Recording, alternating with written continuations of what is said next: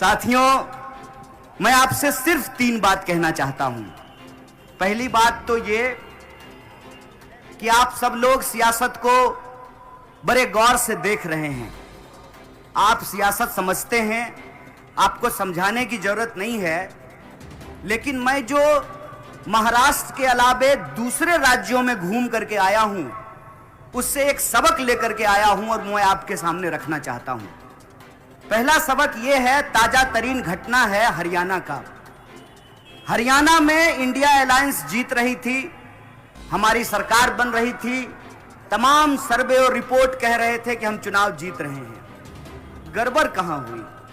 गड़बड़ यह हुई कि हर किसी को यह लग रहा था कि हरियाणा जीत ही रहे हैं, इस सीट पे कुछ और हो जाएगा तो क्या फर्क पड़ता है। मैं कहता हूं, बूंद बूंद अगर घड़ा भरता है तो बूंद बूंद घड़ा खाली भी होता है। लोकतंत्र की सियासत में, जमहूरियत की सियासत में यह बात हमेशा समझना चाहिए कि हर वोट इंपॉर्टेंट होता है, हर सीट इंपॉर्टेंट होता है। जैसे इमारत को खड़ी करने के लिए हर ईंट जरूरी है, वैसे ही बहुमत के लिए हर वोट जरूरी है, हर आमदार को जीतना जरूरी है। इस बात को बस आप याद रखिएगा। और दूसरी बात, मैं महाराष्ट्र के अलग अलग इलाकों से घूमते हुए आपके बीच हाजिर हुआ हूं। मैं उत्तर महाराष्ट्र गया, मैं मराठवाड़ा गया, मैं कोंकण गया, मैं विदर्भ गया हूं और आज मुंबई थाने में आप तमाम लोगों के बीच उपस्थित हूं। एक बात जो बार बार सुनने को मिल रही है, कुछ लोग खास करके अजीत दादा के साथ घड़ी लेकर के जो गए हैं और अपना समय बदलने का इंतजार कर रहे हैं, वो लोग घर घर घूम करके एक दुष्प्रचार कर रहे हैं। यह मैं आपकी जानकारी के लिए आपको बता दूं। वो ये दुष्प्रचार कर रहे हैं कि हमको वोट दे दीजिए। खास करके जो भाजपा विरोधी वोट है महाराष्ट्र के भीतर, उनके पास जा रहे हैं और कह रहे हैं कि आप हमको वोट दे दीजिए, क्या पता 23 तारीख को हम भी पलट जाएं। मैं एक बात आपको कहता हूं, निश्चित को छोड़ करके अनिश्चित की ओर जाने से निश्चित भी अनिश्चित हो जाता है। और इस बार महाराष्ट्र ने यह अग्नि परीक्षा देख ली है। हम कहते हैं कि आप जिसको इस्तेमाल कर चुके हैं, आपको उस पर विश्वास करना चाहिए, और जो इस्तेमाल हो चुके हैं उसको आपको पहचानना चाहिए। मैं बिहार से आता हूं, जो जितनी आसानी से आने की बात कर रहा है, वो उतनी आसानी से जा भी सकता है। बस इस बात को आप याद रखिएगा। सोना खड़ा है कि नहीं खड़ा है, इसका पता आग से चलता है, इसका पता ताप से चलता है। कहते हैं ना, वह पथ क्या पथिक कुशलता क्या, जिस पथ में बिखरे सूल न हो, नाविक की धैर्य परीक्षा क्या, जब धाराएं प्रतिकूल न हो। जब महाराष्ट्र के साथ खड़ा होने की बात आई, जब अपना ईमान बचाने का बात आया, तो कौन लोग महाराष्ट्र के साथ खड़े रहे और कौन अदानी के पास जाकर के अपना ईमान बेच दिए, उसको पहचानने का यह वक्त है। इस बात को आप याद रखिएगा। मैं आ रहा था, जिधर आप मुंह घुमाइए उधर महायुक्ति का बड़ा बड़ा पोस्टर लगा हुआ था।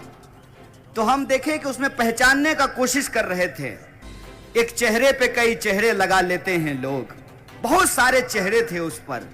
मेरे मन में एक सीधा सवाल आया कि इतना चेहरा लगाने का क्या जरूरत है?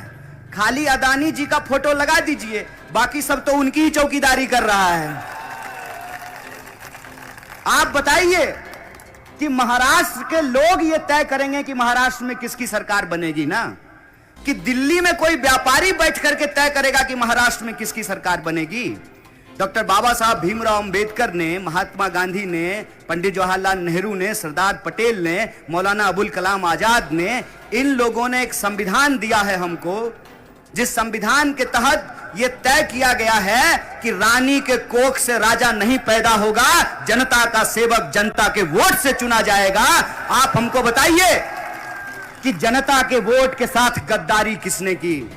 इसीलिए मैं कहता हूं, जो 50-50 करोड़ लेकर के अपना ईमान बेच दिए, वो आमदार नहीं गद्दार हैं। और आपको 20 तारीख को गद्दारों से मुकाबला करना है, गद्दारों से जवाब मांगना है। और ये समय बहुत विपरीत है। समय विपरीत इसलिए है कि असली और नकली का पहचान करना मुश्किल हो गया है। इसीलिए मैं आप सब लोगों से यह निवेदन करने के लिए आया हूं। बहुत मुश्किल नहीं है, अगर आप गौर से देखेंगे तो बहुत अच्छे तरीके से आप ये पहचान कर सकते हैं। यह लड़ाई सीधे तौर पे, सानू भाई ने कहा, यह लड़ाई सीधे तौर पर वो तरफ झूठ है, दूसरे तरफ सच्चा है। एक तरफ बुरा है, दूसरे तरफ अच्छा है। एक तरफ सच्चा है, पक्का है, दूसरी तरफ कच्चा है। अगर आप आंख खोल करके देखो तो यह बात देखी जा सकती है, समझी जा सकती है। देखना और समझना क्या है? देखना और समझना यह है कि इस देश के संविधान की प्रस्तावना में कौन भरोसा रखता है और कौन भरोसा नहीं रखता है। जो कहता है हम भारत के लोग भारत को एक प्रभुत्व संपन्न समाजवादी धर्मनिरपेक्ष लोकतांत्रिक गणराज्य बना करके रखना चाहते हैं, हम ऐसा देश बना करके रखना चाहते हैं कि इस देश में तिलक लगाने वाला और टोपी लगाने वाला बराबरी के एहसान के साथ अपना सर उठा करके जी सके, वो आपकी तरफ है, वो आपके हक के लिए संघर्ष कर रहा है। जो इधर उधर की बात करता है, जो इधर उधर की बात करता है, उसकी उस बात को समझने की जरूरत है। अभी मैंने डिप्टी सीएम साहब से पूछ लिया, डिप्टी सीएम जा रहे हैं और कह रहे हैं कि यह धर्म युद्ध है, धर्म बचाना जरूरी है।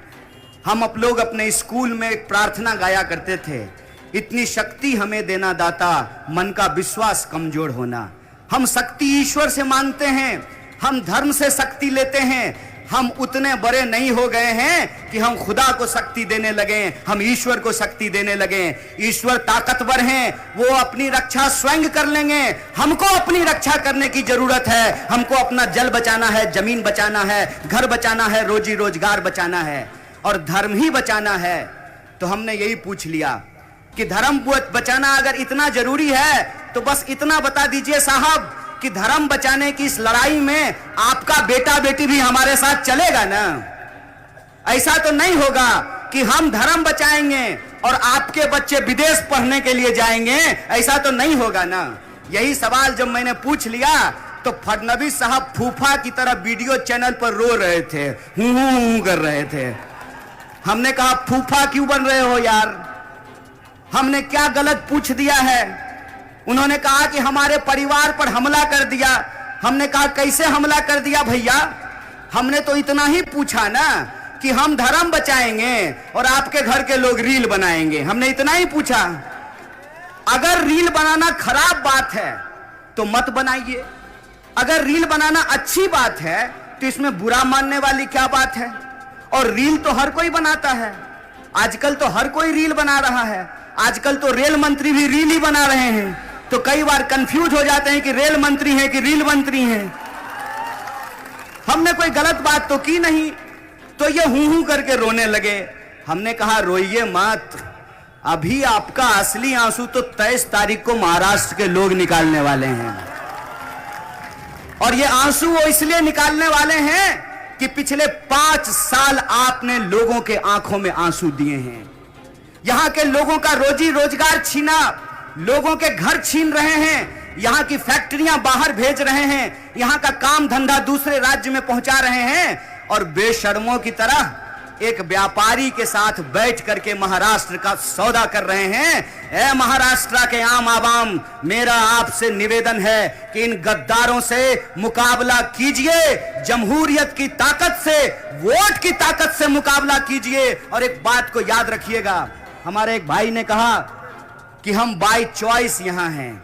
बिल्कुल ठीक बात है, हम सब बाय चॉइस यहां हैं, बाय चांस यहां नहीं है, बाय चॉइस यहां पर हैं। और बाय चांस इसलिए नहीं है कि 8 लाख लोगों ने पिछले 10 साल में भारत का पासपोर्ट छोड़ करके दुनिया के दूसरे देशों की नागरिकता ले ली। 8 लाख लोगों ने। हम बाय चॉइस भारतीय हैं, वरना हम भी अक्षय कुमार की तरह कनाडा का पासपोर्ट लेकर के देश की मिट्टी से बना हुआ कजारिया टाइल्स बेच रहे होते हैं। जो लोग अपना खून पसीना इस मिट्टी में देता है, वो किसान जो यहाँ की फसलें उगाता है, वो मजदूर जो मकान बनाता है, सड़कें बनाता है, फैक्ट्रियों में काम करता है, वो ठेला रिक्शा चलाने वाला, दुकानदारी करने वाला, नौकरी करने वाला, बिजनेस करने वाला, अपने खून पसीने की कमाई से अपने परिवार का भरण को पोषण करने वाला जो मेहनत कश आवाम है, यह देश जितना महल वालों का है उतना ही झोपड़ी वालों का है। इस बात को याद रखिएगा। और हमारी ताकत हमारा वोट है। हमारी ताकत जमहूरियत में वो जो बात लिखी गई है उस मूल्य पे हमको चलना। और वो मूल्य क्या है? वो मूल्य ये है कि अगर इस देश में 16 लाख करोड़ रुपया प्रधानमंत्री जी के दोस्तों का माफ किया जा सकता है, तो हम महाराष्ट्र की आम आवाम का बिजली बिल माफ करेंगे, क्योंकि यह देश उनका भी है। यही संकल्प हम लेकर के आए हैं। आप महाविकास आघाड़ी के गारंटी को उठा करके देखिए। उस गारंटी में हम क्या कह रहे हैं? हम गारंटी में कह रहे हैं कि अगर इस देश की तिजोरी इस देश के धनवानों के ऊपर लुटाई जा रही है, तो उस तिजोरी को वापस महाराष्ट्र के लोगों के ऊपर खर्च किया जाएगा, महाराष्ट्र की बहु बेटियों पे खर्च किया जाएगा, महाराष्ट्र के नौजवानों पे खर्च किया जाएगा, महाराष्ट्र के किसानों पर खर्च किया जाएगा। और महाराष्ट्र की प्रगति का मतलब 2-4 व्यापारियों की प्रगति नहीं होती है। महाराष्ट्र की प्रगति का मतलब यहां जो करोड़ों लोग रहते हैं, चाहे वो मंदिर जाते हो, मस्जिद जाते हो, गुरुद्वारा जाते हो, चर्च जाते हो, बौद्ध मठों में जाते हो, हिंदू हो, मुस्लिम हो, सिख हो, ईसाई हो, बौद्ध हो, पारसी हो, जैन हो, यह देश सबका था, है और रहेगा। यही हमारा ऐलान है और यही ऐलान हम आपके बीच करने के लिए आए हैं कि जितनी कोशिश करनी है इनको कर लीजिए। एक साहब ने कहा कि डराते हैं, गालिब ने क्या खूब लिखा है, हर एक बात पे कहते हो तुम कि तू क्या है, हर एक बात पे कहते हो तुम कि तू क्या है, तुम ही कहो कि ये अंदाजे गुफ्तगू क्या है। हमने आपको वोट दिया, हमारे वोट से आप चुन करके गए, चुनकर जाने के बाद आपने हमारे ईमान का सौदा कर लिया। आज 5 साल बाद एक बार फिर आप जनता की अदालत में हैं और जमहूरियत में जनता ये तय करती है कि जिसको इज्जत से गद्दी पे बिठाया है उसको उसी बेइज्जती से कान पकड़ करके गद्दी से नीचे भी कर सकते हैं। और ये हमारी ताकत है। इसीलिए जब आप 20 तारीख को वोट करने के लिए जाइएगा, तो मुंब्रा के अपनी तमाम माओ और बहनों से मैं कहना चाहता हूं, मुंब्रा के अपने तमाम आदरणीय बुजुर्गों और नौजवानों से कहना चाहता हूं कि आपको सिर्फ एक व्यक्ति का चुनाव नहीं करना है। वो व्यक्ति नहीं है, वो इस देश में, महाराष्ट्र में बुलंदी की आवाज है, जुल्म के खिलाफ एक मुकम्मल आवाज है। इस बात को याद रखिएगा। जब मैं चुनाव लड़ता हूं, ये अपनी पूरी ताकत लगा देते हैं, पूरा का पूरा भाजपा, पूरा का पूरा आरएसएस, इनका खरीदा हुआ मीडिया, सोशल मीडिया पूरी ताकत लगा देते हैं, चाहे कुछ भी हो जाए, साम दाम दंड भेद लगा करके ये कोशिश करते हैं कि मैं पार्लियामेंट ना जा सकूं। मैं कहता हूं अच्छा हुआ पार्लियामेंट नहीं गया, तो इस देश की पूरी सड़कें हमारी है और सड़कों पर घूमकर हम इनके खिलाफ अपने नारे को बुलंद करते हैं।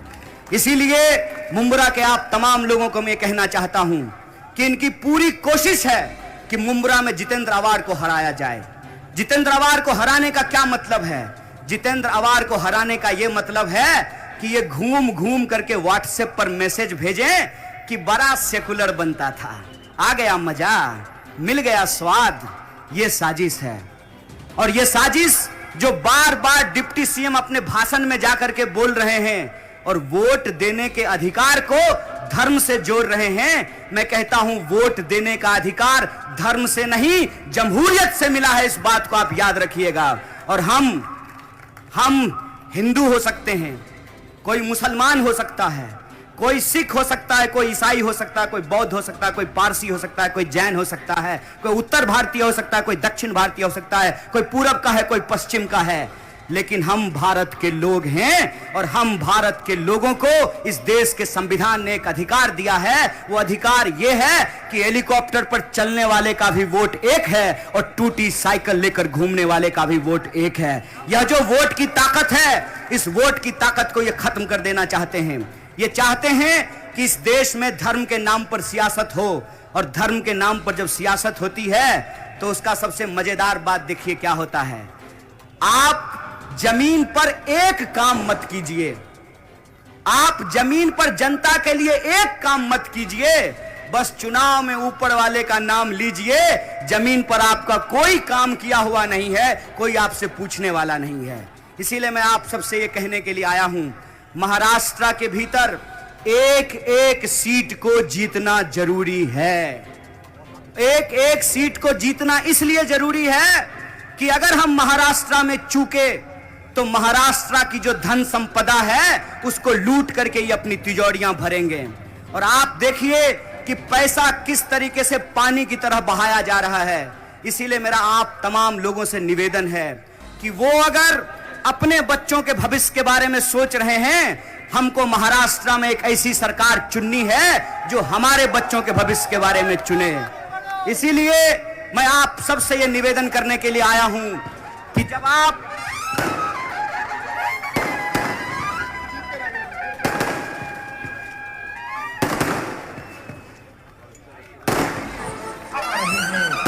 सबके दिल में बसने वाले जितेंद्र आव्हाड साहस साहस साहस।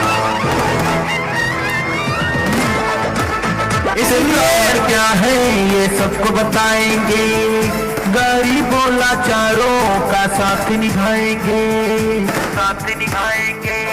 जितेंद्र आव्हाड क्या है ये सबको बताएंगे, गरीबों लाचारों का साथ निभाएंगे। बंद करो। इसीलिए मैं आप सबसे ये निवेदन करने के लिए आया हूं कि पूरा देश महाराष्ट्र की तरफ देख रहा है, पूरा देश मुंब्रा की तरफ देख रहा है कि मुंब्रा की जनता क्या फैसला लेती है।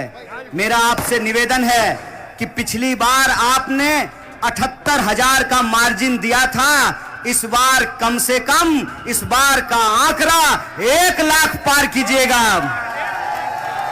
बोलिए, ऐसा होगा कि नहीं होगा? पीछे तक हाथ दुआओं में उठनी चाहिए।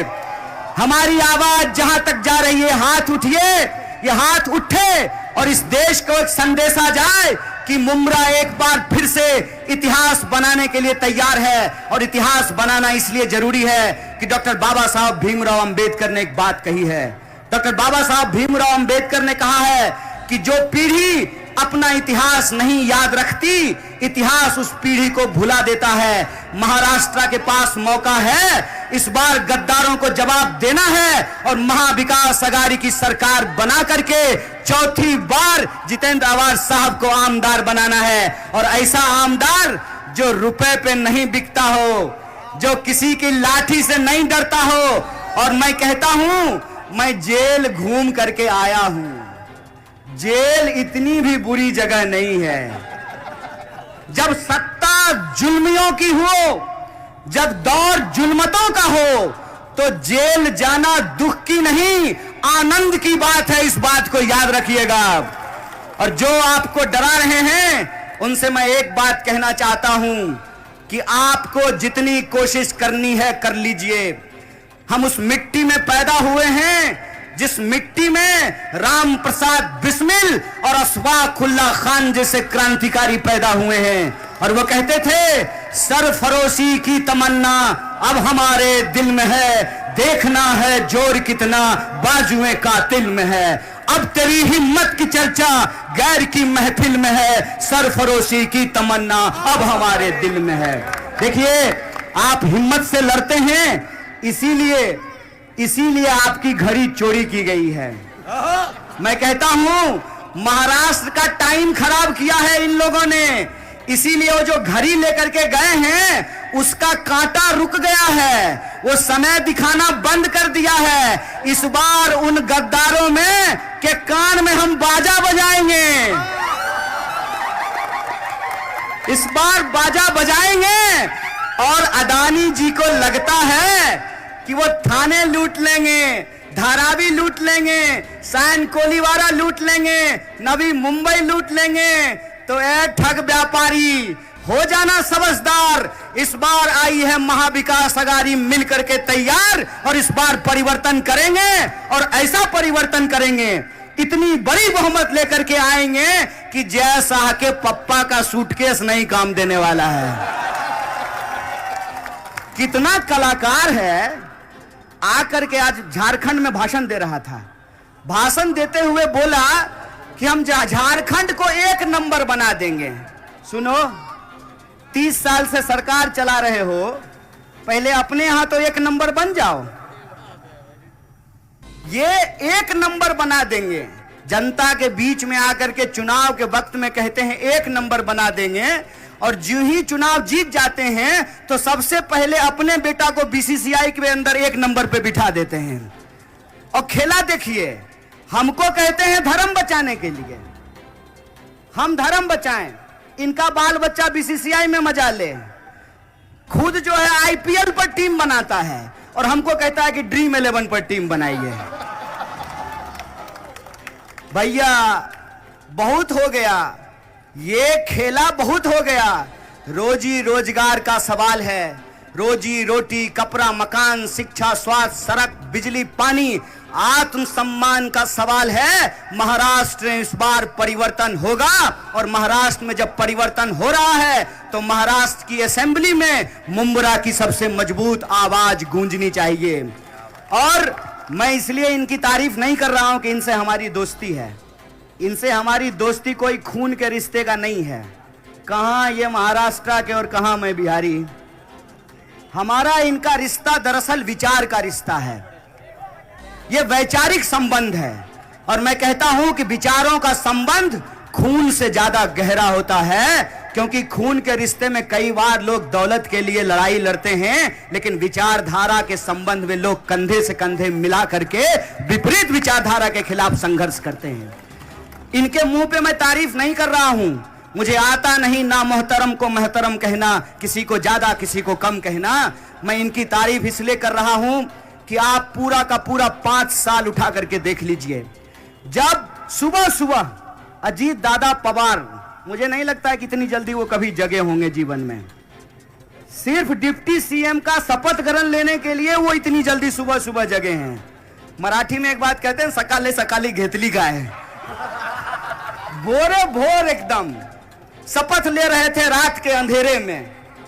उस वक्त जब सरकार तोड़ने की कोशिश की गई तो जितेंद्र अवार वो नाम था जो पवार साहब के साथ, शरद पवार के साथ मजबूती से खड़े थे और कह रहे थे एक ही साहेब पवार साहेब। और इन्होंने अपनी वफादारी का सबूत दिया।